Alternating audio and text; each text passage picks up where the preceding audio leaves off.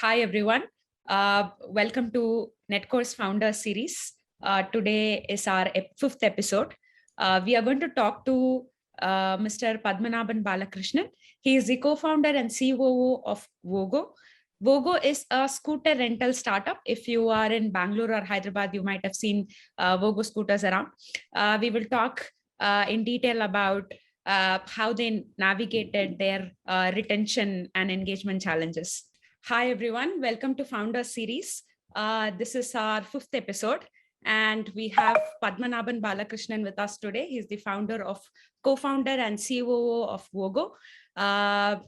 So we'll jump right in and hear more from Paddy. Thank you. So I'm super excited to have you here, and we will dive deep into challenges you faced, users, etc. To start with, if you can tell us about Vogo and what's happening right now, where you guys are. Cool. Okay, so I'll give a brief introduction of myself first and also about Vogo. So, hey everyone, I'm Padmanaban, also called as Paddy for convenience. I I started Vogo around 7 years back. Vogo started as a self-drive rental company where we used to rent scooters on a timely basis. Basically, you rent it by the hour, by the day, and so on and so forth. And when we started out, we figured that was not a very much scalable model. People were looking for options to move from point A to point B. They always wanted to get from one point to other point, and also drop the scooter or get rid of the vehicle, right? They don't want the liability of the vehicle sticking to them all the time. So that is what we found out, with a lot of research and talking to people, and also our understanding of what the market wanted during that point in time. So obviously, which means that if I have to do, point to point mobility, then the vehicle that I'm doing it has to be autonomous, right? It cannot have people taking keys and handing over keys, and I can't put thousands and thousands of people across the city. So then we spent a lot of time in making the vehicle autonomous because it was a petrol vehicle and it was a mechanical device. So it had no electronics, or there was no off-the-shelf electronics. So we spent a lot of time in developing our own indigenous hardware that could make the vehicle autonomous, and spent a lot of time tweaking that hardware, launching the product. And then we realized that there was a good product market fit where people use the product in the exact way that we wanted, right? Like picking from a particular point, like for example, picking from a metro to an office, or an office to a residential area, or a college to a metro. So these kind of small microcosms within the city started thriving. Our product started thriving in these microcosms. So that gave us a lot of confidence in trying to scale this model further. And we started scaling this model between 2018 to 2020. So we were doing around 300 rides a day, and we went close to, I think, 40,000, 45,000 rides a day during that period. Obviously, after that, everybody knows what happened. COVID struck. COVID actually reduced our business because there are a couple of very strong learnings from COVID. Is that this is a very much density business. You go deeper and deeper and create networks within the city, and you give more availability, accessibility, and affordability to the user. These are the three A's that you have to, in some kind A's, right? So basically, we were going denser and denser in the city, and we had put tens of thousands of vehicles in a particular city, right? And we were doing 30,000-40,000 rides per day in a city. So what happened during COVID is that COVID basically brought our demand to zero, because all our users were the microcosm users who were using for first mile, last mile, up and down movement. Then obviously, we learned a lot about onboarding newer set of users, people who would use a different product during the pandemic. Obviously survived during the pandemic, did a bunch of things, and finally we kind of ran out of cash and we had to get acquired. Right now we have finished our acquisition, and now we are still continuing the journey under a new brand, but the Vogo brand remains. So Vogo still operates as an entity in the same space. And this acquisition also gives us the opportunity to expand into newer businesses. So very soon we'll be launching newer businesses in different cities apart from our self-drive commute vehicles. So yeah, I tried to crush and crunch everything in under 2-3 minutes. I think you answered the next few questions and more also. Yeah, but I can go into detail in those questions. I try to crunch it as much as possible. Super wonderful. We'll get into details. And before that, congratulations on acquisition. Is this a public news yet? Have you announced the acquisition? We will announce it soon. I hope the podcast goes after the news. But for people watching, you heard it here first. Cool. So a lot of what you said, Paddy, was how you understood what was happening with users, and based on that, how you were able to change and pivot here and there, right? So what was this process like of understanding users? How did you go about doing this? So tell us a little bit more about Sure. some, I mean, in terms of going about understanding users I when understood. we are in a B2C space. Yeah. Got it. Got it. So I'll just tell you exactly what we did, right? Exactly what we did. So basically, we were sitting in a room one day, and we had launched cars in 2015, and there was a flood in Chennai, and all our cars went in the flood. Right. I know that you know the story, but I'm assuming for the users. So after that, we actually did not have any vehicles to operate, and we were sitting in a room and we were discussing what should we do, right? We had the scooter launching plan a few months back, but because of multiple things, we never went ahead with it. And then when we were sitting in the room and discussing, suddenly the idea came that we were supposed to do scooters. Why don't we do that? Then we actually had a board where we were writing stuff, right? And then in that board we were just writing about who would use these scooters. Everybody buys scooters. Why would somebody rent a scooter? Then we started jotting down who are the people who would actually rent a scooter, right? Like for example, students above 18 years old, right? They don't have a scooter, and these are students who are either living with their parents or living in hostels and colleges. That was a very strong target segment. Then we wrote down people who have just gotten into a job, 22 20, or the people who are looking for a job, who have migrated to cities looking for a job, looking for a career, and who are basically still in a job but can't afford.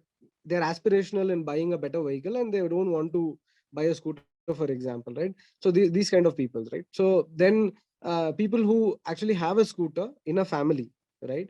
But they want a second scooter, for example, right? So then they can't afford a second scooter, right? That could also be a target segment. So we kind of you know started looking at all of these things. It wasn't very clear when we were writing this down, it was just our own thought. Then we basically saw the student segment and we thought, yeah, the student segment has to be attractive. It looks, maybe the other segments we don't know, but the student segment seems to be very strong. So there was a college which was just a few, like 20-30 kilometers outside of the city. It was called as SRM University in Chennai. So we just drove the same day and we started talking to students there. We were just asking students basically like, what do you do? Where do you go after college? Why do you need a scooter? Like, why do you have to go? Right?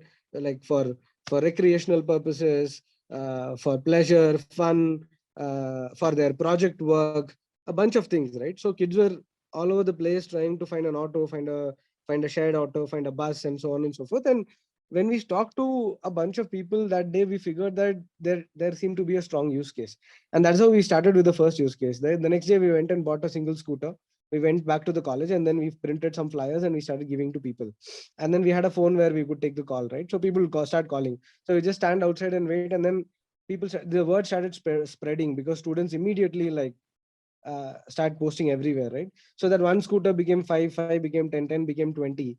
Then we realized that this is a very strong market, and probably Bangalore is a much better place to expand rather than in Chennai. Chennai had a lot of regulational issues. So then a couple of months later, we moved to Bangalore, and then we started in a particular college. And then from there, we started expanding to multiple colleges. Same theory. We had the same theory. This is where it got interesting because when we started expanding to different colleges, we realized that there was a cap of demand. Every college cannot take more than 20, 30, 40 vehicles at a point. Beyond that, there was no real demand. Not every, like profitably, right? You can still have demand, but it will not be profitable. The utilizations will not be high. So that is when we started exploring that, yeah, we need a different user segment. Who's this different user segment? Who who will use this product, which is basically the guys who are looking for a job or the early jobbers, right? Who are actually like 24, 25, 26 years old, who don't have a vehicle. But their use case is completely different. They didn't want to go and come back because they had to go to the office in the morning and then come back in the evening. So you have to give them a solution which goes there and then a solution which comes back. So our rental product could never work, and that is where we started developing the hardware, which I was telling you, right? So that is where we said that, oh, we have to develop. We could actually done it in a, like, retrospectively, when I look at it now, we could have done it in many different ways, instead of actually building a hardware and waiting for a right product. But yeah, but these are learnings that you have, right? As a first time entrepreneur, I think we made a bunch of mistakes back then, but yeah, but those were learnings. Super wonderful. I think this is what hustle looks like, right? You guys going and standing in front of college. Incidentally, I think we might have talked about this. Libran's first order also came from SRM college. I also stood outside the same gate with clothes in hand, waiting for the girls to try the outfits in their bathrooms and come back. So Nice. super. Very nice. So Paddy, so you spoke a lot about how you started with a specific set of user audience. You had an assumption, and then you tested that assumption, and then you figured, okay, this doesn't work for us, and then you sort of pivoted into a different kind of audience, and then you scaled in that audience segment, right? So Right. during this process of scaling, how did your understanding of users change? So earlier you found it easy to go stand on the road and talk to people and understand, right? As you scaled up, when you had when you had 40,000 people riding your scooter, during that phase, how did you go about understanding them? And as you scaled, how did your product or service, your approach changed based on understanding of your users? Got it. So, so as you know, this product is more of a hyper-local product initially, right? So when you launch in clusters, right? So you build cluster by cluster. You choose a residential and a commercial, metro, bus stop, kind of a microcosm, and then you start there, and then you start building such clusters, and then you start connecting all those clusters, right? So initially, all the users, at least the first 100 users who get the word going, usually they come from offline marketing, right? So you basically go there, you start plastering the entire place with pamphlets and banners and boards and all of that. You start giving flyers, all these things, right? And then you try to get into WhatsApp groups of people, whatever, and then you do all of those kind of things. This is more guerrilla marketing, if you will. But when you start accumulating these users, what we learned is that, user retention is very important. You can't, I mean, even though offline marketing was cheap initially, it started getting very, very expensive, because if you don't retain the first set of users, then the second set of users that you want to get are more expensive, because their willingness to try out a new product is lower. And then the more you get deeper and deeper into these pockets, it becomes very, very expensive. Offline cannot thrive, right? So then we realized that user retention is a very, very important piece that we need to focus. And also we have to shift from offline based marketing to online marketing completely, because now we have enough clusters. Because online marketing probably doesn't work in a 1, 2 kilo 3 kilometer range. But then when you started having enough clusters, we realized that online marketing can now kick in and give its benefits, because it's a larger radius in the city. And also the other thing is that we really need to retain users, right? And retention of users, obviously you can do a lot of things online, you can change algorithm, whatever, but the basic functionality of the product, right, like the pull of the product will get you the users that you want, at whatever cost. And the second thing is the service that you provide, right? I think that keeps the users going. If you provide a very crappy service, no matter what you do and how you package it doesn't work. So initially we faced a lot of issues. We faced issues like, vehicle not starting, vehicle not working. I'm sure you're no stranger to all this. You were there. So, vehicle would not start, they'll have some battery issue, vehicle will not have fuel, or vehicle will not be there only when the customer goes there, because somebody said the vehicle was there, but actually the vehicle was not there. A bunch of these issues, right? And since we scaled up rapidly, none of these issues were actually handled well, right? These issues went under because we were in an acquisition spree, and then we're just scaling up. When we kind of went to a tapering point, we actually realized that a bunch of these issues have to be fixed and sorted. So I think we tried doing a good job about it. I hope we did. But about, like, for example, fixing the fuel problem, right? Every scooter needs to have fuel. That is the most basic thing. Every scooter needs to start. If the customer presses a button, it needs to start. right? The scooter needs to be there at the station, right? Like in a decent condition, right? It has to work. See, these are the basic expectations and basic quality of a product. And this product is also more of a commodity rather than an aspirational product, right? In a commodity product, people get completely irate if the basic functionalities don't work. But people don't expect great things out of the product. People just expect the product to get them from point A to point B. So we worked really, really hard on these kind of items. And obviously, we did have a better retention post that.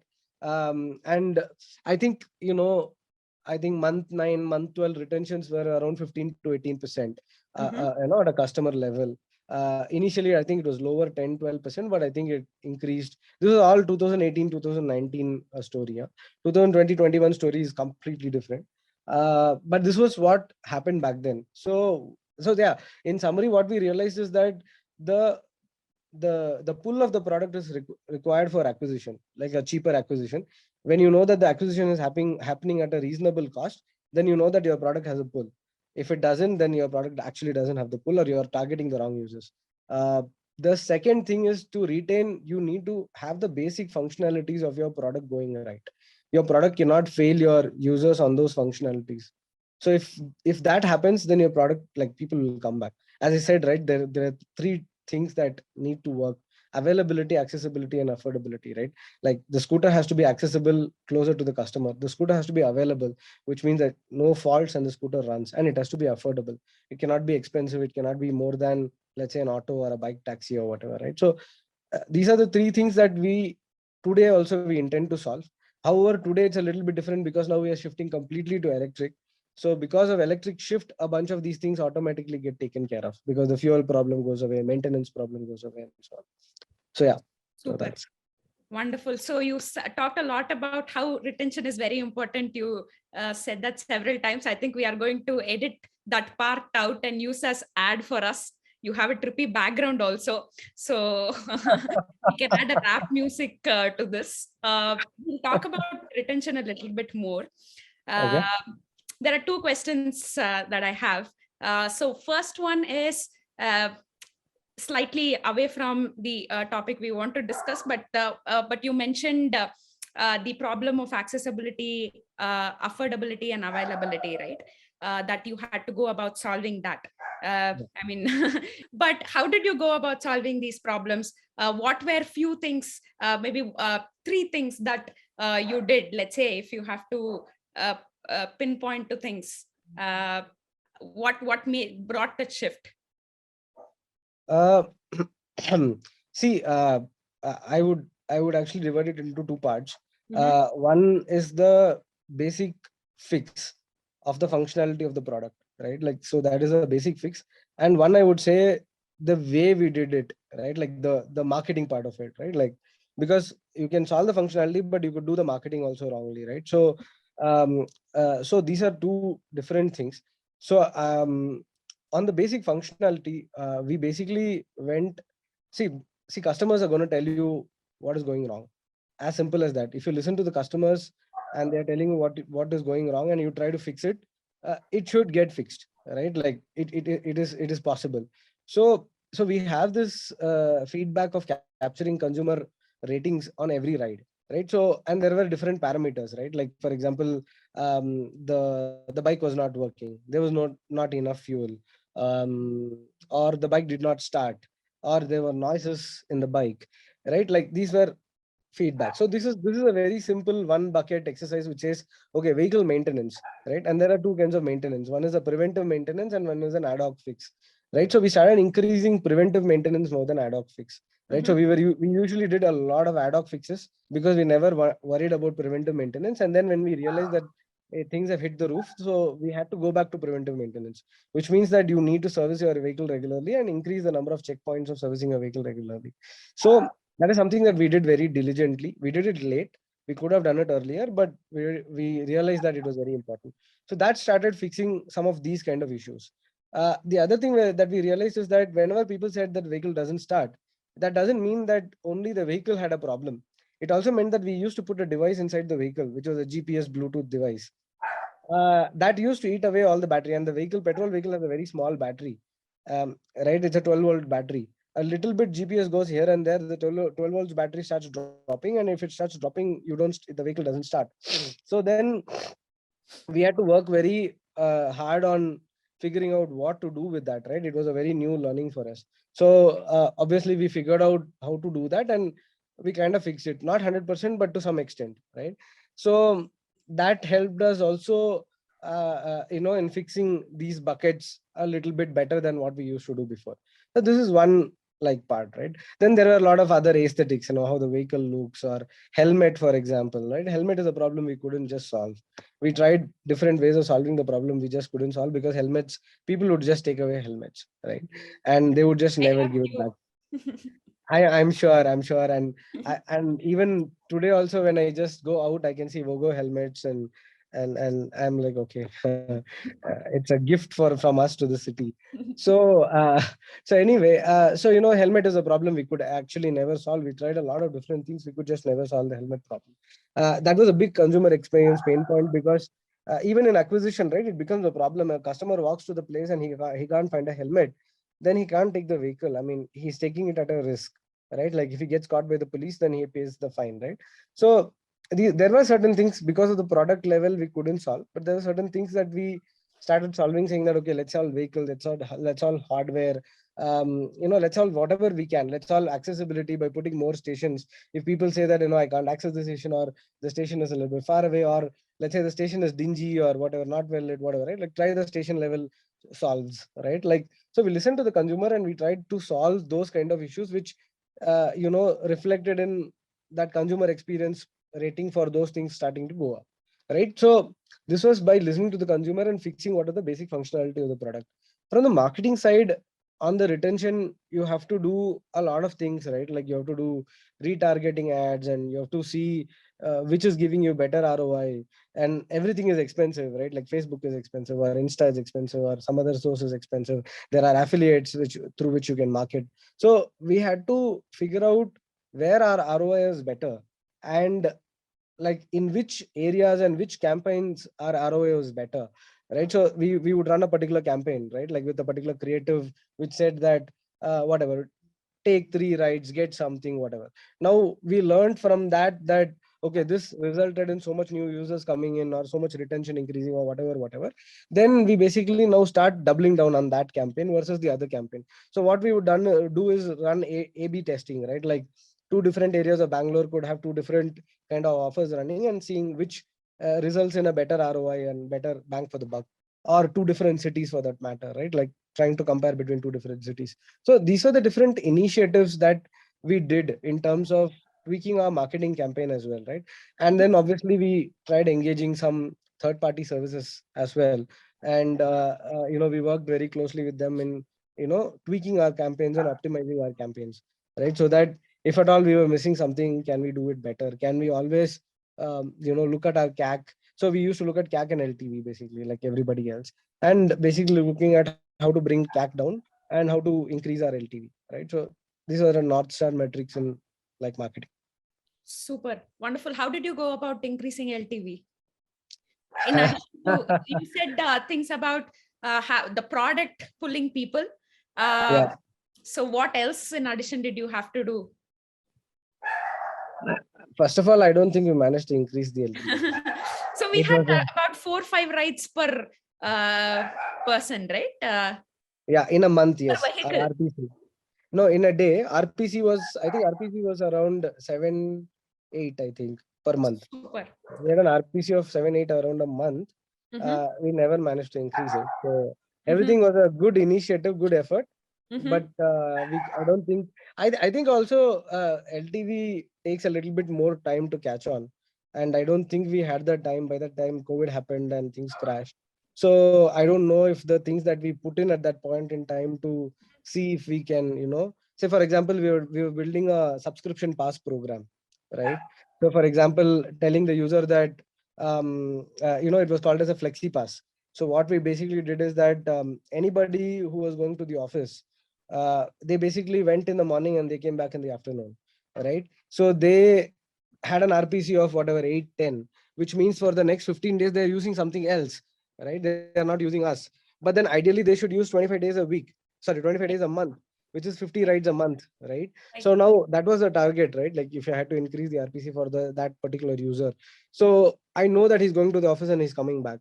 Then what am I not solving for him, right? So what we try to understand is that can we do a flexi pass system, which basically in some way, the problem is I can't guarantee an inventory. If it is available, it is available. But then wherever we introduce the flexi pass, we try to keep more inventory, right? And we told people that buy the flexi pass for 25 days, right? I'll discount it to you. So let's say if it costs you, I don't know, 1,000 rupees a month, now you buy it at, I don't know, 10% off, 15% off, right? So we started seeing that there was a attach rate to the flexi pass. I don't remember the numbers. I don't know, maybe it was 5%, 10%. I don't remember the flexi pass attach rate. It started slowly, taking up, but then by the time COVID and all came off, and then nothing mattered after that. But the flexi pass was one of the retention or the LTV increasing strategies that we had, because it is basically to tell the customer that you buy in advance. You can buy for a month, you can buy for 2 months, you can buy for 3 months. So basically I'm tying down a particular customer for 1 month, 2 months, 3 months, right? Like that is the kind of activity. That was one of the activities we tried. I think we tried a couple of more, but I don't think I think it crossed the product stage by the time COVID had happened. So it really didn't take off after that. Okay. And you mentioned you collected feedback from your users after every ride, and they tell you the problems, right? So was this a smooth process? Did all your customers give you feedback, give you the right kind of feedback, or did you have to drive people? I mean, do you have to incentivize people to actually give you feedback? How did that work? So initially, I don't know for how many months, Mm-hmm. it was a forced feedback. Which what I mean by that is that when you complete the ride, Mm-hmm. when you take the next ride, the Right. screen will show ratings. If you don't give the ratings, it will not go ahead to the next ride. So Right. it was like every user giving us a feedback. And Yeah. then I think somewhere in 2019, I think we changed that. Mm-hmm. Uh, so basically, what we did is that we only um, we made it non-mandatory. First of all, Mm-hmm. saying that you can give a feedback or you don't have to give a feedback. Super. Uh, because in that, what happens and what we saw is that people who like the service, uh, they don't want to give a feedback. They just ignore it. But people who have problems, they definitely will give, right? They will not like skip that part. Yeah. So in that, what happened is that we had a bunch of feedbacks around a lot of things, whatever I mentioned, right? Very very clear feedbacks around vehicle issues and station issues. uh, Even pricing was a problem because we were starting to increase price at that point. uh, so so yeah, so initially it was forced, and after that it was more voluntary. Super. Makes sense. I think Swiggy or Dunzo, I don't know. I'm forgetting. They still collect, it's mandatory for you to give feedback Danzo on does the it, yeah. store Danzo does and it, the yeah. drive. I just click on something and get out of that, right? If it's forced. And that was a great move, no, to move from forced to Yeah, optional. That yeah. immediately, it seems counterintuitive, but then it But yeah, immediately it increases. seemed very, very counterintuitive. Yeah, like I was very against it because I was like, wow, how does it make any sense? Right. But then when we did a A/B before launching, and we saw that genuine feedbacks coming in because Yeah. people have a problem, they want to complain. That made a lot of sense, and obviously we shifted it. Super wonderful freedom for women. Um, cool. So, Paddy, your app has lot of a longer onboarding process, right? People have to come and they have to fill their KYC and all of those things, the driving license, a lot of steps before they get to be able to rent a vehicle. And this must have been a problem for you. I must right. This people getting stuck in this funnel. What did you do about it? How big a problem was it, and what did you do about this? It is a big problem uh, because It's not a problem. It's still a problem. yeah. So initially, I'll tell you what we did. So Hmm? what we started out with is that when a user starts onboarding, he Mhm. has to do KYC, which basically meant that he gives whatever details, maybe phone number, OTP, and I think driving license, and then basically he gets into seeing the product. we started realizing that there was a huge drop, because when people were new and they didn't know what the service was and they had to do a KYC, there was like huge drop-offs. People who did not want to complete KYC because people wanted to know what the product was, right? They did not know what Vogo was. This is early days. Nobody knew what Vogo was. So that when we saw, I think the first month or second month, I'm not very sure, when we rolled this particular feature out, and when we saw that there was huge drop-offs, then we realized that this was not the most, like, this is not the best way to do it, right? Like, I need to let the user explore the product. They need to see product, they need to see pricing, they need to understand what it is, and post that they would say that, okay, I'm going to take the vehicle now, and then I'm going to book. So instead of forcing something on the user, you let the user choose, right? So I think that was one change that we did. We don't force KYC. We just let the user explore the product. And then when the user goes to booking the product, then we tell him you have to do a KYC now. You have to do this and then you can take the vehicle. We can't bypass the KYC because it's part of the law. Like, something goes wrong, I need the KYC of the user for everything else after that. So I can't bypass that step. So I mean, there are a bunch of things that we tried, but uh, it wasn't very fruitful. Like, for example, we tried tying up with the SIM card providers, right? So whenever a phone number is entered, we check with the provider if they have the KYC. If they have the KYC, then we just collect it from them. We don't ask for a new KYC.